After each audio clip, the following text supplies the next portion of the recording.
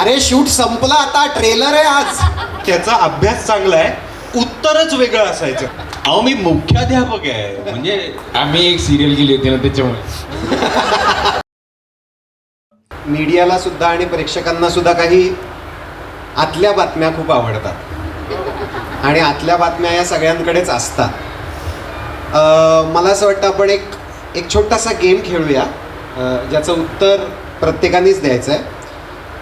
या शाळेतला सगळ्यात उशिरा येणारा विद्यार्थी कुठला आहे असं तुम्हाला वाटतं? या शाळेत नेहमी उशिरा येणारा विद्यार्थी.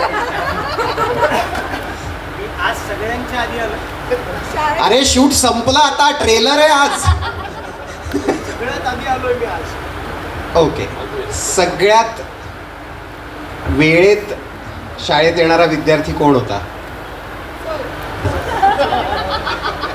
ते कधी कधी माझ्याही आधी येऊन बसायचे. अहो मी मुख्याध्यापक आहे, म्हणजे मला वेळेवर येणं भाग आहे नाही का. जवळपास गेट उघडायचा तुम्ही. याच्यानंतर सगळ्यात ज्याचा अभ्यास पाठ होत नाही,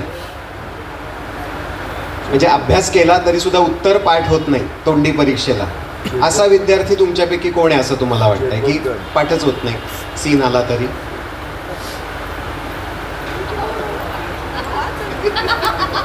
पुष्कराज आहे. पुष्कराजचं काय झालंय? पुष्कराज त्याचा अभ्यास चांगला आहे, उत्तरच वेगळं असायचं. त्याचा जे प्रॉब्लेम, शिकवलंय ते उत्तर नसायचं. आज इतिहास आहे तर तो भूगोलाची उत्तरं द्यायचा. हो. म्हणजे आता काहीच वेळात आपण ट्रेलरही बघणार आहोत, तर तुमच्या लक्षात येईल की अखंड बडबड करणे आणि कट पॉईंट ज्याला आपण म्हणतो की हा प्रसंग इथे संपलेला आहे, हा कट पॉईंट न देण्यात पटाईत असलेली काही माणसं म्हणजे अमेय वाघ, पुष्कराज चिरपुटकर, हे दोनच आहेत म्हणजे मला असं वाटतं. बाकी सगळे आम्ही एक सिरियल केली होती ना त्याच्यामुळे.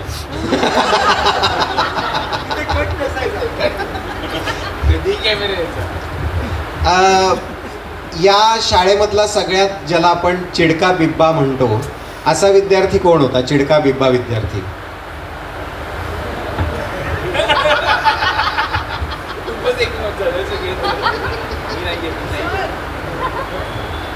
सगळ्यात गोंडस कोण होतं ड्युरिंग द प्रोसेस असं तुम्हाला वाटतं?